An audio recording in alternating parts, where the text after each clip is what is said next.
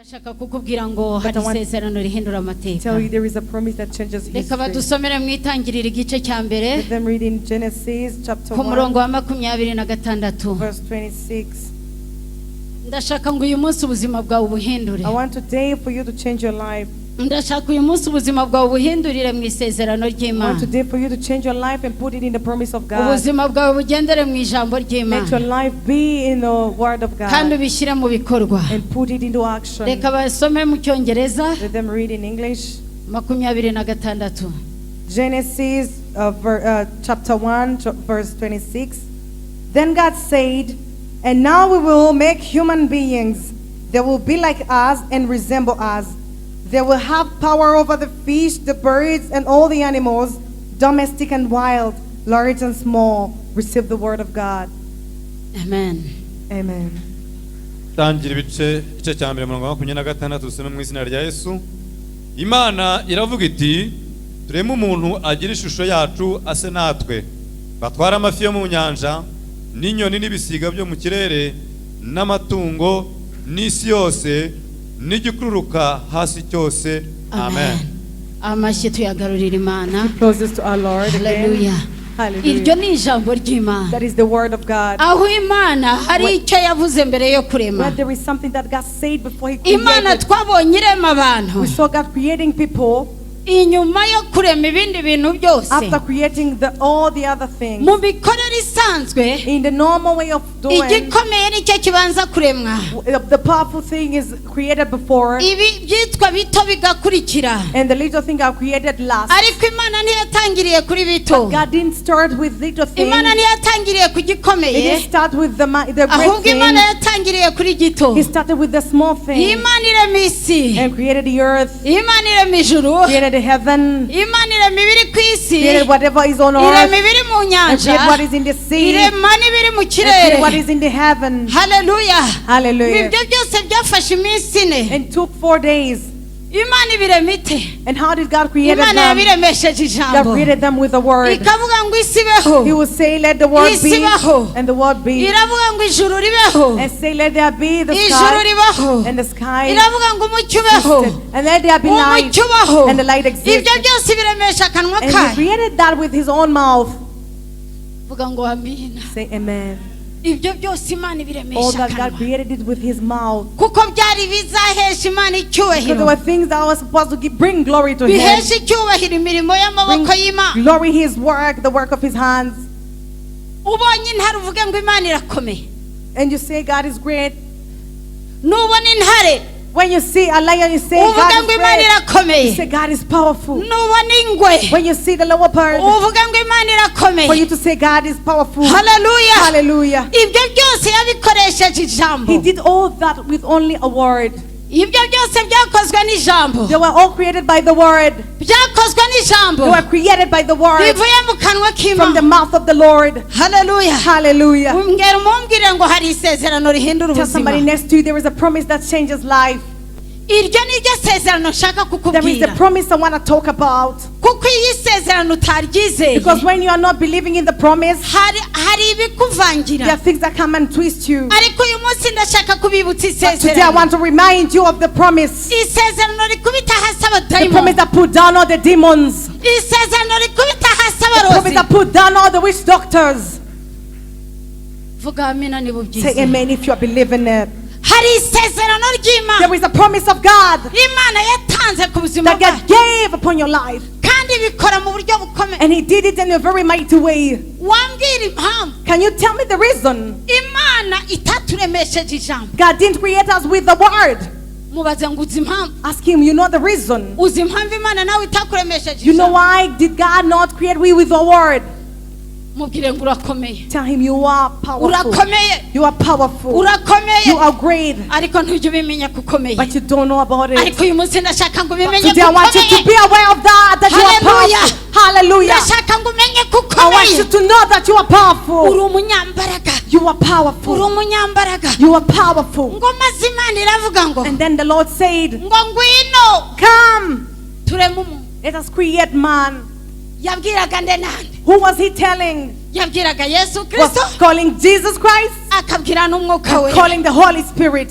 abwira umwuka and wera told the Holy Spirit, ati ngwino tujye mu nama. come, let's have a meeting. Abwira Yesu And told Kristo Jesus Christ, ngo ngwino tujye mu come, nama. let's have a meeting. Ubutatu buregerana. And the whole in the three Trinity, they gathered together.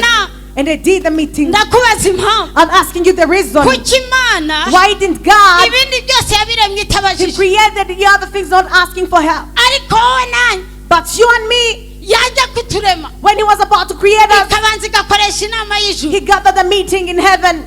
Uri munsi y'imbaraga z'inama z'ijuru. You were under the power of a meeting from heaven. waremwe mu mbaraga z'inama You were z'ijuru. created under the power of a meeting from Ubyemere komera heaven. Imana yawe amashyi.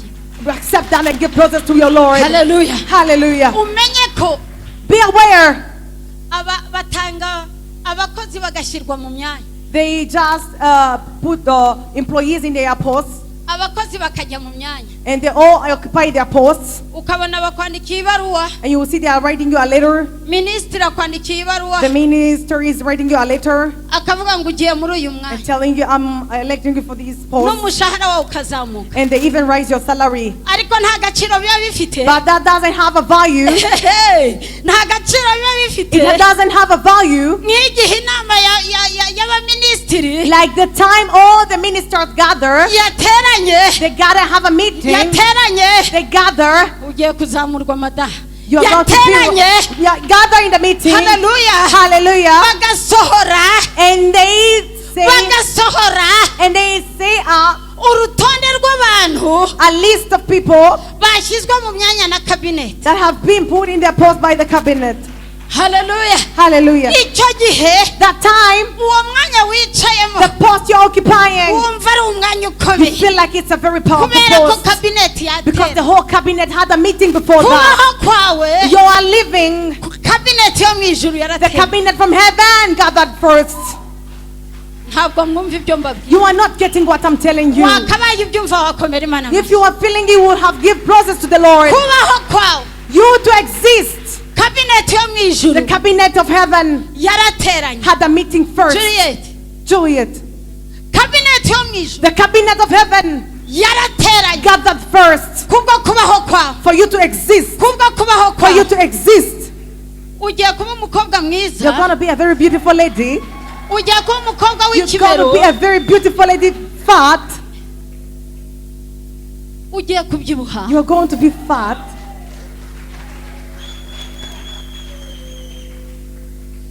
Ntabwo abana b'abantu bazongera kubona uri umwana. No sons of men will see you as a child. N'umusore agira ngo agiye gutera intambwe, Even a man try to come closer to you, bakamubwira ngo kariya kana. and they tell him that little child. Hari umudayimoni yakonkaga There is a amaraso, devil that was sucking your blood. uw'Imana imuvanye muri wowe. God is chasing him Iyo away. dayimoni ntizongera kuba ku God buzima is chasing bwawe. him away. Iyo dayimoni ntizongera That demon will no kukubaho. longer be in you again.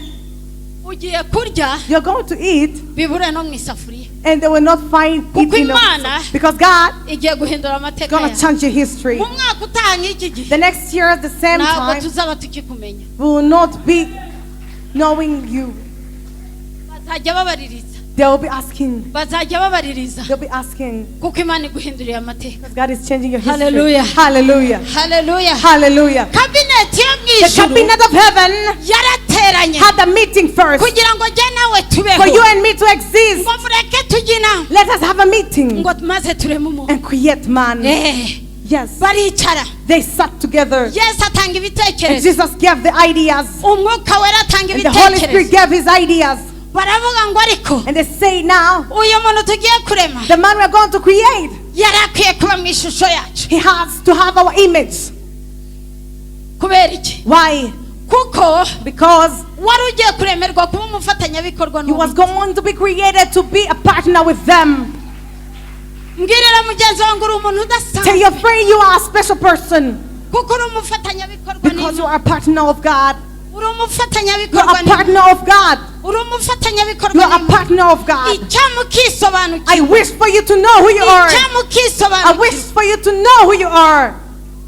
Haleluya. Hallelujah. Haleluya. Hallelujah. Niba wari wisobanukiwe uwo uri we, If only you knew who you are, ukamenya icyo Imana and yakuvuzeho, know what God said upon your life, ukamenya isezerano ryaje ku and know the buzima promise bwawe, that came upon your life, ntabwo wari kuvuga ngo ndi umuntu you uciriritse. wouldn't be saying I'm a cheap person. Nta muntu uciriritse abaho, There is no cheap person. nta muntu uciriritse There abaho. is no cheap person. Wabura amafaranga uyu munsi, You can be not having money today, ejo amafaranga but ukayabona. tomorrow you'll be having Amafaranga plenty. ntabwo ariyo yaguhindura Money is uciriritse. not the one telling you. Never. No. Umwenda si wo waguhindura ukomeye. Clothes cannot make you an honored person. Reka mbabwize ukuri, Let me tell you truly, muri abafatanyabikorwa you are n'Imana. partners of God. Imana iravuga ngo God said, ndashaka ko turema I umuntu, want us to create man kuko tugomba kugira because we umufatanyabikorwa. have to have a partner. Isi The earth. nta muntu yari ahagarariye Imana. There was nobody representing God on earth. Ubu turaba legal representative. Now we are the legal representative. Uhagarariye Imana ku isi byemewe n'amategeko. You are representing God legally on earth. Imana yanjye, uhagarariye Imana ku isi You are representing God on earth byemewe n'amategeko yo mu ijuru. legally from the laws from heaven. Abo mu isi babona ko ntacyo umaze, People in the earth can despise you, ariko ijuru ryo ryarabimenye. but the heaven know.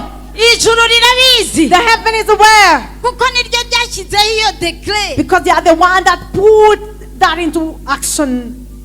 Hallelujah. Hallelujah. Imana irabivuga, God said it, umwuka warashyiraho kashe. and the Holy Spirit put a stamp on that. Yesu Kristo aravuga ngo nzabigenda. And Jesus Christ said, I will walk with Hallelujah. it. Hallelujah. Barangije kugushyiraho, And after they created you, baravuga ngo reka tumukorere they said, let us do job description, him a job description. tumuhe n'imirimo. Let us give him a work. Nguyu muntu This man, azaba umutware, he will be the leader. azatwara ibiri ku He will isi, lead all the things on earth atware n'isi yose. and lead the whole earth. Vuga ngo ndi umutware, Say, I'm a leader. ndi umutware, I'm a leader. ndi umutware. I'm a leader, a king.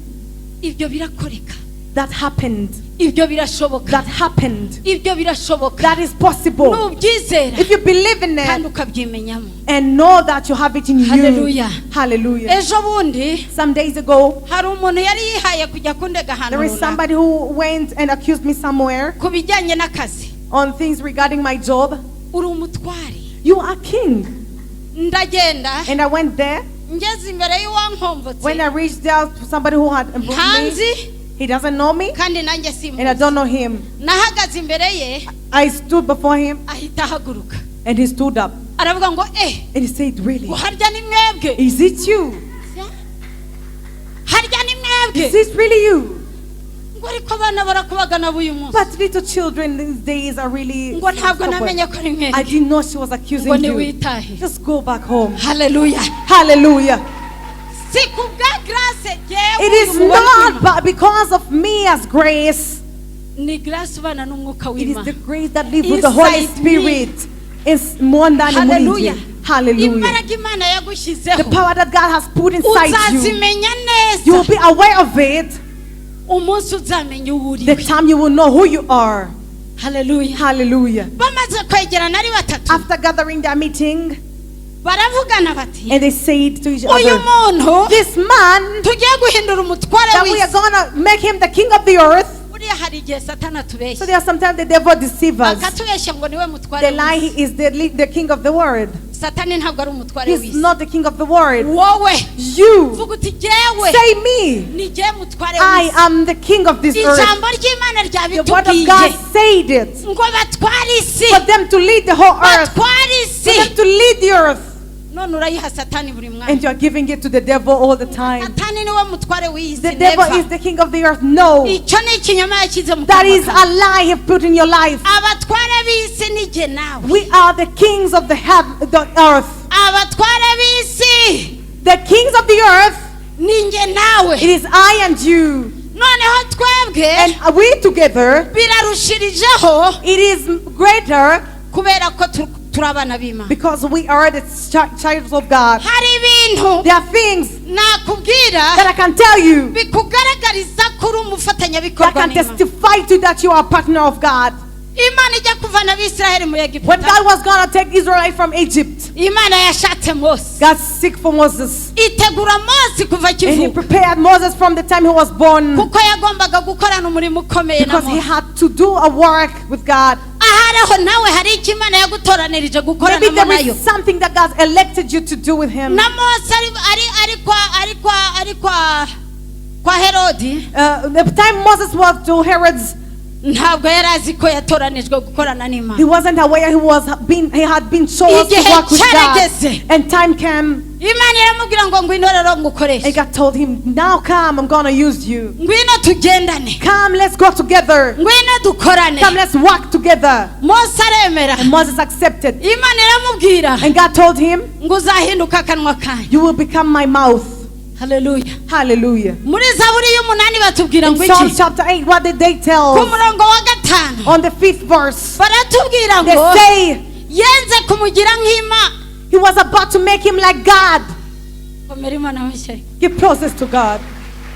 ngo yenze kukugira God was about to make you kukugira nk'imana like himself, like God. haburaho gato Only a little thing. ngiye kukwibira ibanga I'm going to tell you a secret. agatoya kabuzeho n'akahe The little thing that was missing for you to be like God, what is nuko that? wowe uzapfa It is that you're going to die. imana yacu ikaba idapfa And our God doesn't die. iryo ni ryo tandukaniro That is the difference. haleluya Hallelujah. nuko imana ishobora byose God is able to do all the things, ariko wowe ukaba ufite aho ugarukira but you have limits. kuki ufite aho ugarukira Why do you have limits? ni ukubera iki kibiri wambaye It's because of this body you are gihora wearing. kikunaniza buri It's munsi always tearing you. ariko imana yaravuze But God said, ngo tumureme let us create him mu ishusho yacu in our own image, nk'uko turi abanyambaraga as we are powerful, nk'uko turi abatware as we are king, nabo baba abatware and let there be kings as well. ubutware bwawe Your leadership buri muri wowe is inside you. niyo mpamvu That is why umwuka the w'imana Spirit of God yaravuze ngo said, kugira ngo nzabashoboze for I to enable them tugendane to work together with them, ishusho yawe mana yanjye your image, my God, ikomeze gukorera muri bo let it keep working within them. ngiye gutura muri bo I'm going to live in them. umwuka w'imana araza atura And muri the bo Holy Spirit came and lived inside you.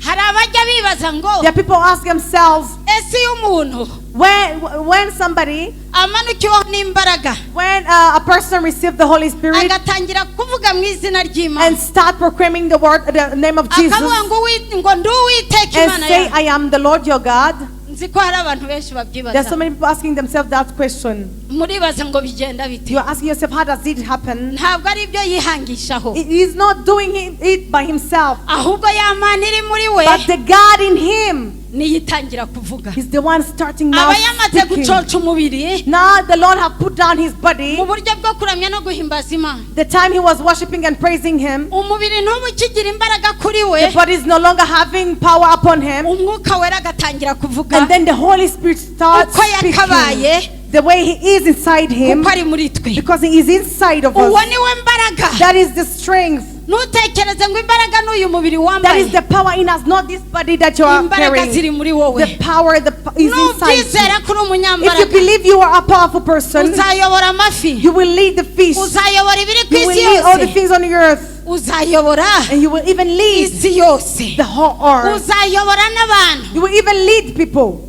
kuko Because uwo mwicaranye the one you are sitting together, nakurusha kwizera if he has a greater faith than yours, azakuyobora he will lead you. kandi ari wowe wakagombye Yet you was kumuyobora the one supposed to lead him. nugira imbaraga zo kwizera If you have more power of faith, ziri hejuru greater z'ibyo imana yakoze than what God did, uzayobora you will lead abakuzengurutse all those surrounding you. Hallelujah. Hallelujah. dupepeye bwana Let yesu us wait for God.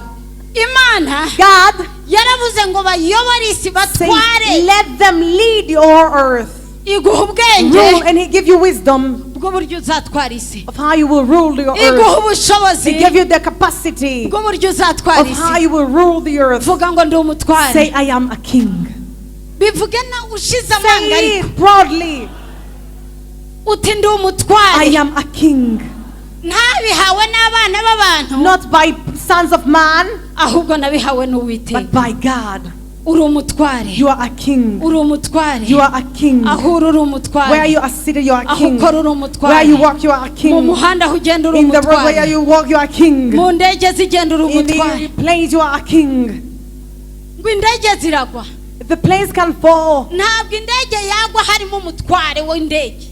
The plane cannot fall when there is a king. Tumenye leading. gukoresha ubutware Let us twaha. know how to use our power. Imana ibwira Mose, And God told Moses, uzahinduka akanwa you will kanjye. be my mouth. Kubera iki Imana yabimubwiye Why gutyo? did God told Moses such a way? Kubera ko Because Imana yaremesheje akanwa. God created with his mouth. Imana yarihaye Mose So God was giving Moses imbaraga zo kurema. the power to create. Ijambo ry'Imana riravuga The word ngo of God say, nimuvana ibigawa mu bishimwa if you put bad things away and only do good, muzahinduka akanwa you k'Imana. will be the mouth of God. Kubera iki? Why? Kugira ngo mureme. For you to create.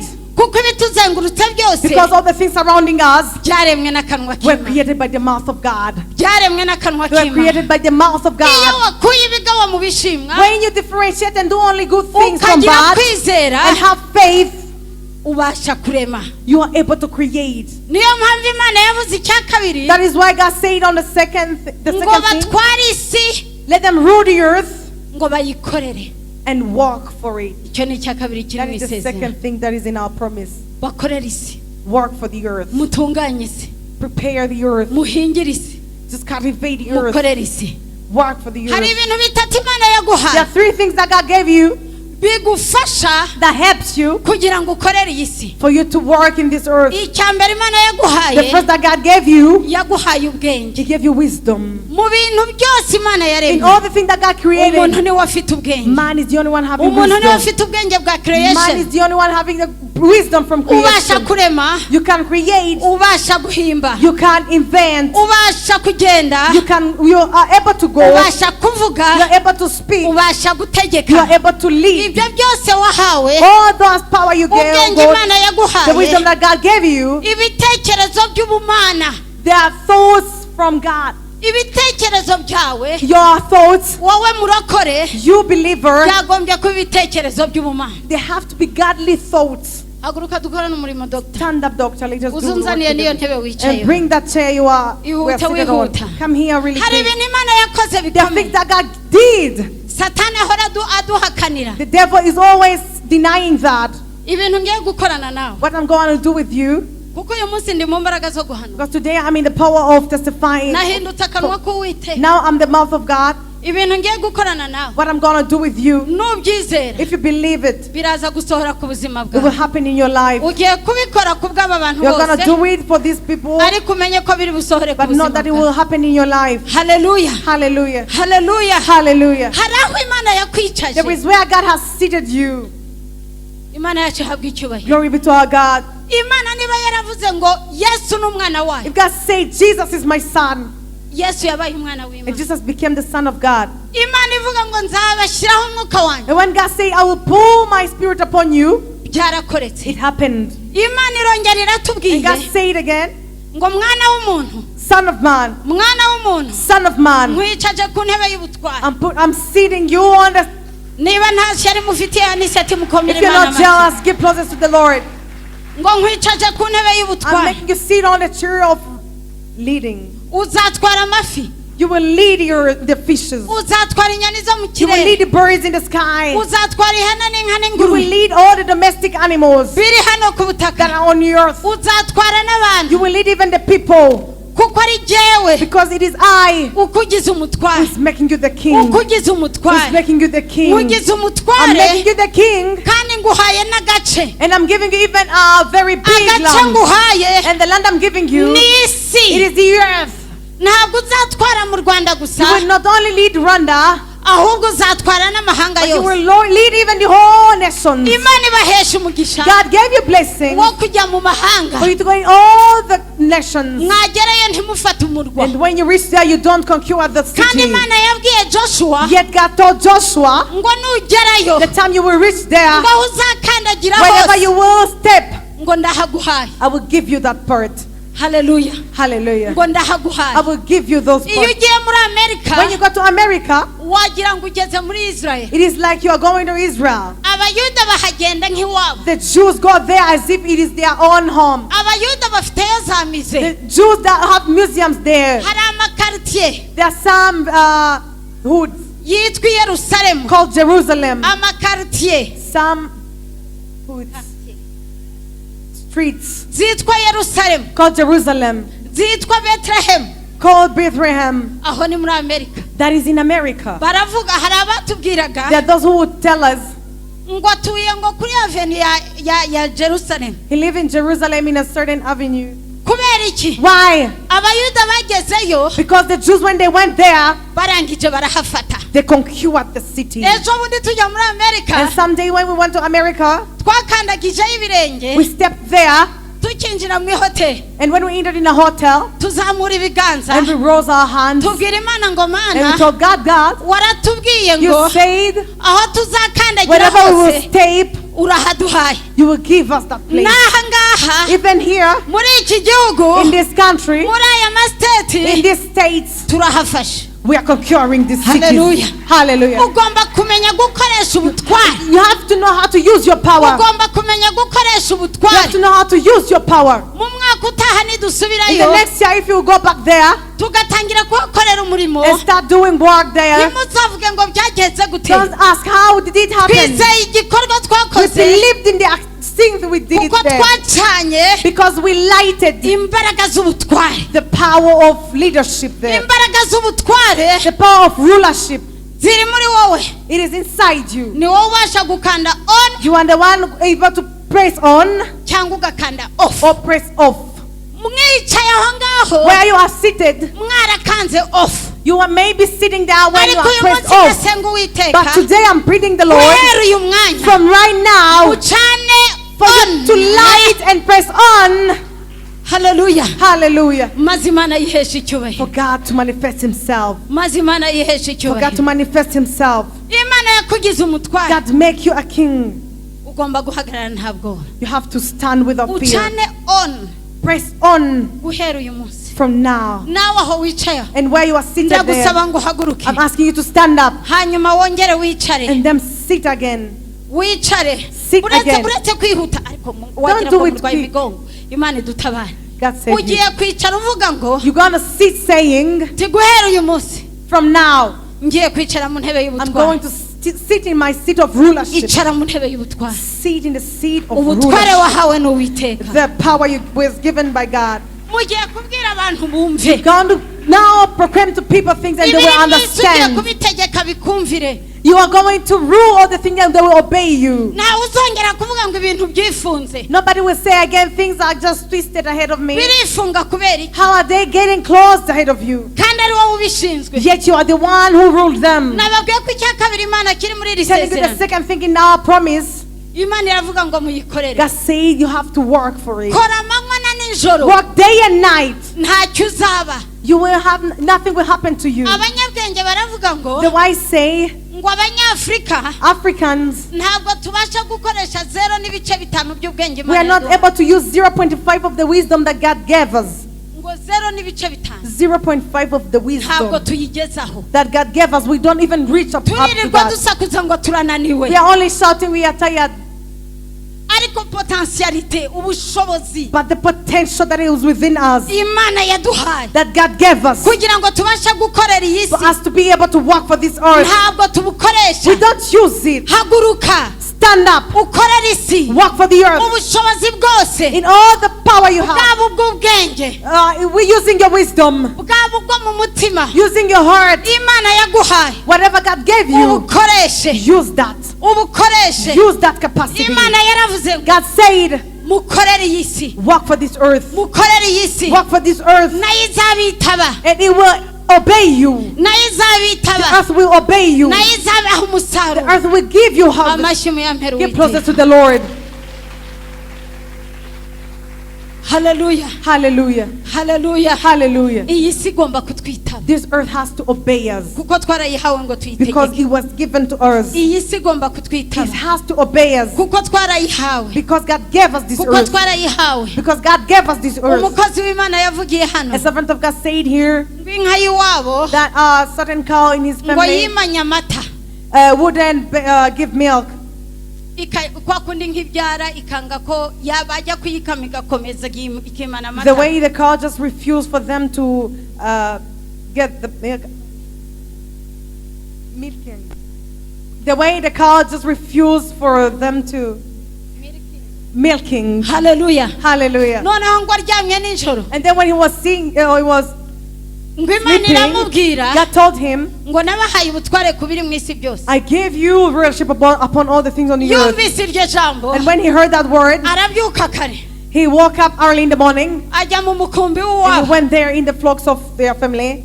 arafata ibiganza And then he abirambika stretched his kuri hand yanka on that cow. arasenga And then he prayed aravuga ngo Uwiteka and Mana said, Oh Lord, mu izina rya Yesu in the name of Jesus, wankawe you cow, ndakwirukana amadayimoni. I'm sending away all the devil in you. Iyo dayimoni ikubuza kuduhesha umugisha, That demon that is taking you from umugisha w'amata, the blessing of milk that we are supposed to ndagutegetse have. I'm ordering that. sohoka muri iyi nka. Get out of this Ubu ni cow. ubutunzi bwacu This is our heritage Imana yaduhaye God gave ngo us tubutware, for us to ngo live it, tubutegeke. for us to rule it. Niyo mpamvu Now, nta mwanya ufite muri you iyi. don't have a place in this cow. Arangije abwira umushumba And then he told another man there, ngo ngwino ukame iyi nka. come and then get the milk. Inka irakamwa, And the cow accepted itanga the amata milking. batigeze babona muri And they uwo. received milk they've ever had before. Icyo ni iki? What is that? Ni ikimenyetso That is a sign. cy'uko ibiri mu isi byose That is whatever is on tugomba earth, kubikorera, we have to work for it. tukabiderivura, We have to deliver it. We tukabisengera, have to pray for it. tukabikoreshaho We n'amaboko have yacu. to work for it. Wivuga ngo ndahinga ntibyere, Don't say I cultivate and I don't get a genda harvest. uzamura ibiganza Go and stretch your hands mu murima wawe, in your garden, mu byo uhinga, in whatever you are muri cultivating, gahunda zawe. in all the things you are doing. Uzahinga akarima You will k'igikoni, cultivate a very little garden uzagemurira za supermarket. and you will harvest and just Hallelujah. hallelujah. Imana yaravuze ngo nimubikorere, God said, work for it. ntugire icyo usuzugura. Don't despise anything. Ryama amasaha make, Sleep few hours ukora amasaha menshi. and work many hours. Icyo umwuka kuyoboyemo Whatever the Spirit is leading you to do, gisengere, pray for it. aguha umurongo ukwiriye. And for Him to give you a straight line to Hanyuma work, ukore. and then walk within that way. Bana b'Imana Children of God, mwese all of you, ndabifuriza I'm wishing for you kugira icyo mukora. to do something.